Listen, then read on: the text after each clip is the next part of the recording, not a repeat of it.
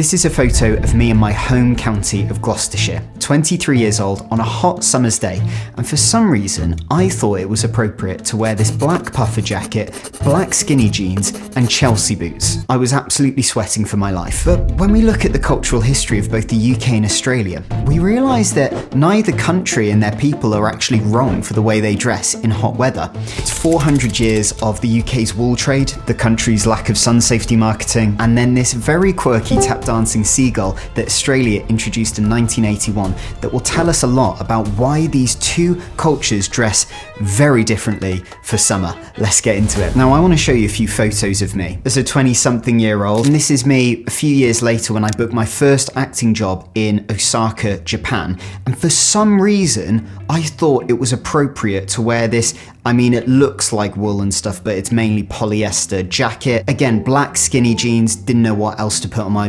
bottom half. Japan gets so incredibly hot, it's not even funny. Here's another photo of me, very much enjoying the hot spring sakura season in Japan. But I'm wearing this very, very thick material on my upper half with a t-shirt underneath. Also, this is a classic British outfit for guys, wearing a really thick shirt and then having a t-shirt underneath, keeping it open with a necklace. As you'll be able to tell, we're used to layering up as much as possible.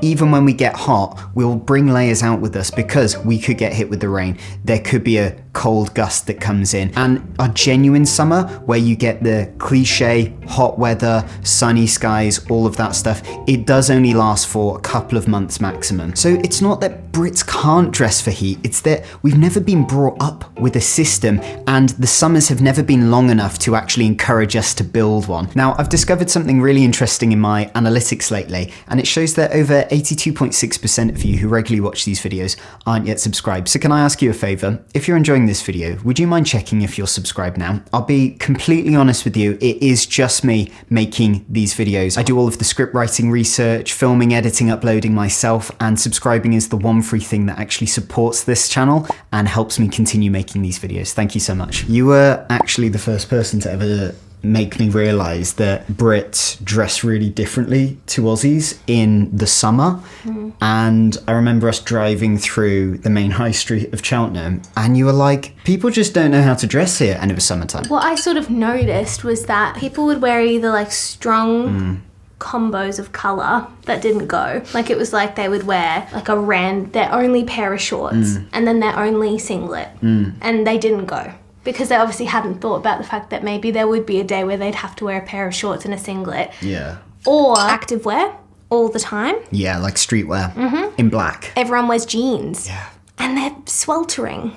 They're so hot. And I just think it's the fabric. What mainly stood out was that British people don't seem to have a summer wardrobe. Now let's really dig into this. Thread one is that Britain built its entire clothing identity around one problem, and it wasn't the heat. Now Britain's damp climate is superb for grazing sheep. It is superb for luscious green grass and trees. That's why our summertime looks so pretty. Now wool became the typical fibre in my home country, and in the medieval period it was literally the backbone for the UK economy. British wool is very warm, it's wind resistant, and it can even be rain resistant. It is a fabric engineered to help Brits in our damp, drizzly, wet, cold weather stay warm and stay dry. Then we introduce more things like tweed, the trench coat, the wool overcoat, which those are not cheap, by the way. None of these are aesthetic choices because we just thought, oh, this will make us look more British. A lot of them were picked because of their material. They are solutions that worked, and so we stuck with them. Now, to contradict myself, Britain did develop a hot weather outfit that was designed in the 19th century for British soldiers who were stationed in the tropics, and it was the full linen suit, which I wore one on my wedding day I got married in New South Wales, and I was very grateful for it. But this full linen suit was literally designed just for if you were traveling to a hot tropical country. It was not a standard. Eventually it was taken up by civilian retail, and now the linen suit is worn a lot today, but it just wasn't something that was popular. So Britain's answer to being too hot was basically, let's just add more wool. Hopefully that'll fix it. When summer rolls along, we kind of don't know any differently. We're like, yes, it's hot, but these are the clothes in my wardrobe. Now, the other thing is that we will still buy the wrong materials. I find that Australians are much better at checking the label of the fabric on their clothes and going, that's not the right fabric for my climate. Whereas with Brits, I think we do just pick what's quite nice off the shelf and take it home. Unless you're a textiles expert, I don't see a lot of people actually checking the label. I was blown away the first time I wore a pair of linen pants, a linen top. I felt so comfortable. I didn't realize I could feel that cool in 36 degrees Celsius weather. But here's where the next point comes in. When we do get too hot, we will just take all of our, wool and heavy duty layers off and off and off until we're not wearing a lot. Thread 2 is that the tan is a beauty standard in Britain, whereas in Australia, pale is a health standard. Now, this has shocked so many Aussies that I've told, but pale skin is not seen as very attractive in the UK. It's all about the tan. When you go on a summer holiday somewhere like Spain, all of your relatives back in the UK, when you come home, they'll always be like, oh, look at your lovely tan.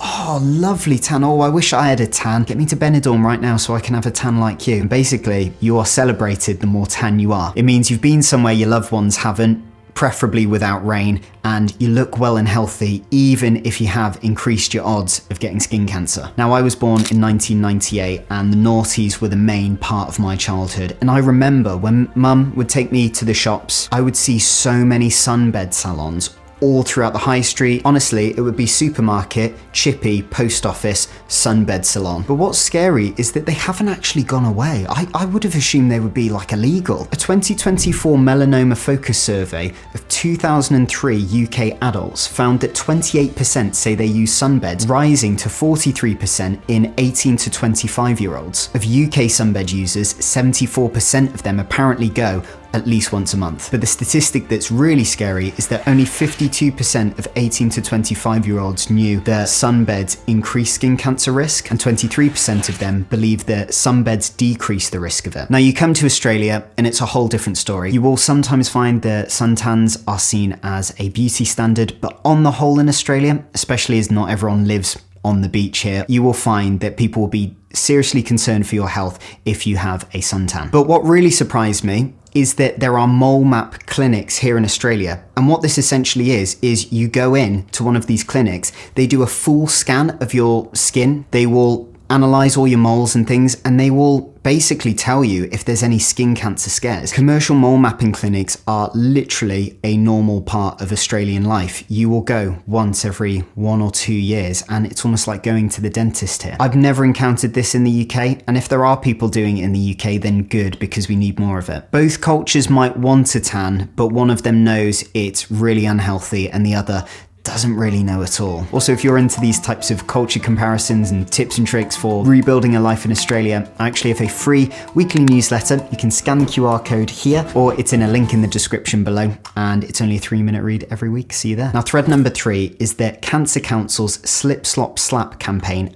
absolutely changed the country. Now, in 1981, the foundation Cancer Council introduced this cartoon character called Sid the Seagull. He would slip on a shirt, slop on the sunscreen, and slap on a hat. It later extended to seek shade and slide on sunglasses, I think. And it's so memorable, slip, slop, slap. It's almost like in the UK on the tubes, we have see it, say it, sorted. Now, Australia was onto something because both Australia and New Zealand have some of the highest melanoma rates on Earth. At least 2 in 3 Australians will be diagnosed with some form of skin cancer in their lifetime. And the really awful thing is that skin cancer kills more Australians every year than transport accidents. But the reason why the Slip Slop Slap campaign worked is because it wasn't like a fear-mongering campaign. It was a habit campaign. And we know that if we work on a habit every single day, within a few months, it's just automatic and it's natural. But here's the good news. This campaign actually worked. Melanoma rates in Australians aged 15 to 24 fell from 92.2 cases per million to 41.5 per million in 2014 to 2018, less than half. And if you're that worried about the chemicals in sunscreen, just get a natural zinc-based one. A whole country has changed its habits with a single campaign, and this is just so amazing. And I really wish the UK took it a little bit more seriously. The thing is, Australians will probably think that Brits are either covering up too much in summer and being too hot, or we're not wearing enough and actually damaging our skin, because Australians will look at us on our summer holidays and they'll be thinking, why on earth are you wearing tanning oil and out in UV13 wearing no clothes? Just don't do it. Now, thread number 4 is that we never got told this in the UK. Britain never ran a Slip Slop Slap campaign. I was never brought up with that sun safety culture, and I do not blame my family for it. It just wasn't part of society. So some of this info I've thrown at you might feel a bit random. You're like, okay, so why on earth do Brits dress poorly in the summer then, Sam? Brits are dressing for a completely different thing. Now, the British summer is very short as well. The calendar might say a few months, but in reality, it sometimes feels like a few weeks if we've got really unlucky that year. But here's the thing, British summers are warming really fast. We've seen it from 2026, one of the hottest summers in the UK, so much so that my friends and family have called me to say that they're seriously considering fitting AC into their house, even though it's incredibly expensive because our AC technology in the UK is nowhere near as advanced as Australia. And with the rise of these hot temperatures, Brits are gonna need to dress better for it. But you can't just change your wardrobe overnight. I mean, if you go into a UK charity shop, you're gonna struggle to find summer fabrics that will actually keep you cool because they're not common. So buying new linen clothing and other lightweight materials that are gonna be sweat wicking and keep you cool in a UK summer, that's gonna cost you money, and that's going to be a bit of an upfront investment. Now, if you're a Brit watching this, I would say linen is your best point of call. I've tried a lot of different fabrics and I've personally found linen to be my absolute favorite. And you want to wear lighter weight fabrics in your underwear as well. I know it sounds weird to say, but trust me, it's going to help. So I had to unlearn all of the bad sun safety habits I picked up in the UK,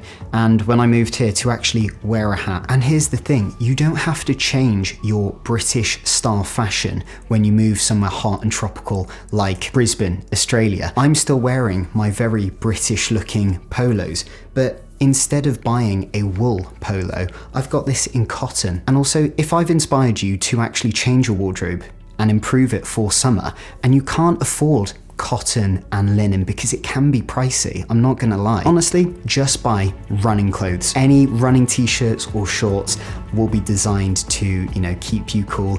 And if I've got all of these clothes in the wash and it's a hot day, I'll just wear a full running outfit. But if you want to keep the adventure going, go watch this video here, which I know you're absolutely going to love. Click it now. I'll see you over there and see you in the next one. Bye.